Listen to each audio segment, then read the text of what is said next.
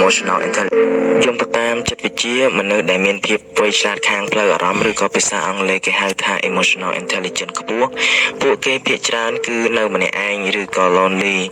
មិនមែនដោយសារតែពួកគេកង្វះមិត្តភ័ក្តិឬក៏មិនចេះពីវិធីទំនាក់ទំនងមនុស្សនៅក្នុងសង្គមទេប៉ុន្តែដោយសារតែពួកគេមានបន្ទុកនៅក្នុងភាពវៃឆ្លាតដែលមនុស្សទូទៅអាចហៅវាបានថាជាបណ្ដាសានៃភាពវៃឆ្លាតឬបណ្ដាសានៃចំណេះដឹងអ្នកទាំងអស់គ្នាគិតថានេះគឺជារឿងខុសប្លែកដែរទេសម្រាប់ខ្ញុំវាមិនមែនជារឿងខុសប្លែកនោះទេរឿងមួយកើតឡើងគឺសិតតែមានហេតុផលវាប្រៀបដូចជាខ្ញុំចែករំលែកអ្នកទាំងអស់គ្នាទៅនឹងចិត្តសាស្ត្រនៅក្នុងការមើលមនុស្ស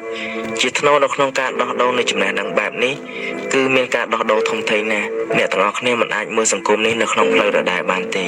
ឯចំពោះមនុស្សដែលមាន emotional intelligence បែបនេះពួកគេមិនត្រឹមតែងាយយល់អារម្មណ៍របស់អ្នកដទៃជាញឹកញាប់នោះទេពួកគេឆាប់មើលធ្លុះពីអ្វីដែលអ្នកដទៃគិតមកលើពួកគេប្រភេទមនុស្សបែប emotional intelligence បែបនេះនៅពេលដែលអ្នកទាំងអស់គ្នានិយាយជាមួយពួកគេការសន្ទនានោះនឹងផ្លេនៅក្នុងខួរក្បាលរបស់គេម្ដងហើយម្ដងទៀតចំពោះអ្នកទាំងអស់គ្នាជាប្រភេទមនុស្សដែលមិនសូវខ្វល់ពីទំនាក់ទំនង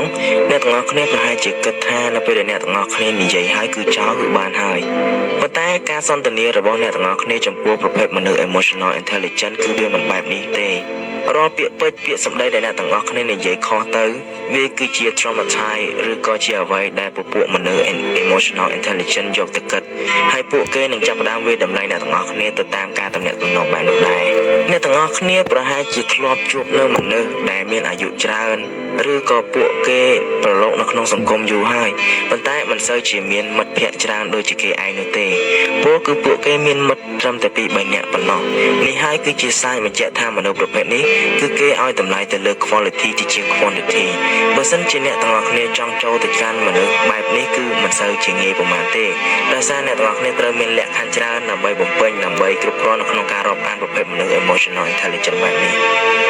ប៉ុន្តែជាថ្នូរនៃការដឹងច្រើននិងចំណេះដឹងសពទិសនៅក្នុងខួរក្បាលរបស់ពួកគេក៏នៅមិនសូវសពនៅក្នុងទ្រូងប្រមាណដែរដោយសារតែភាពវៃឆ្លាតនៅក្នុងការមើលមនុស្សលឿនពេករបស់ពួកគេ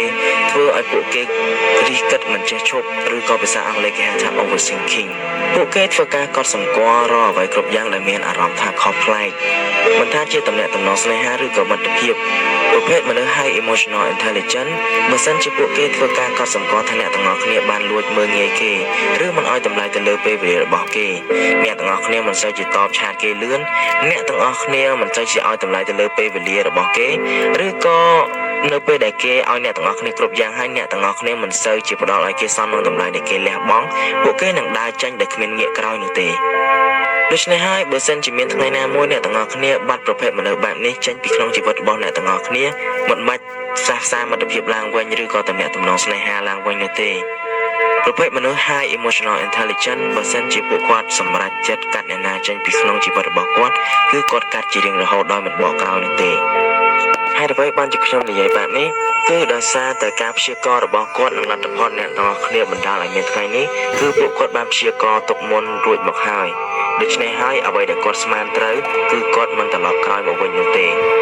បកត្រឡប់មកវិញតើប្រភេទមនុស្ស high emotional intelligence បែបនេះពួកគាត់តក់សិចដែរឬទេអ្នកទាំងអស់គ្នាប្រហែលជាគិតថាពួកគាត់មានការទាមទារច្រើនទៅលើទំនាក់ទំនងប៉ុន្តែមនុស្សប្រភេទនេះគឺមិនងាយនឹងបោះបង់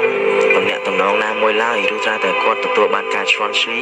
និងមើលងាយពីអ្នកទាំងអស់គ្នាគ្រប់បែបយ៉ាងរួចទៅហើយទាំងអ្នកទាំងអស់គ្នាមិនដឹងថាខ្លួនឯងបានធ្វើអ្វីចំពោះពួកគេផងមើលទៅ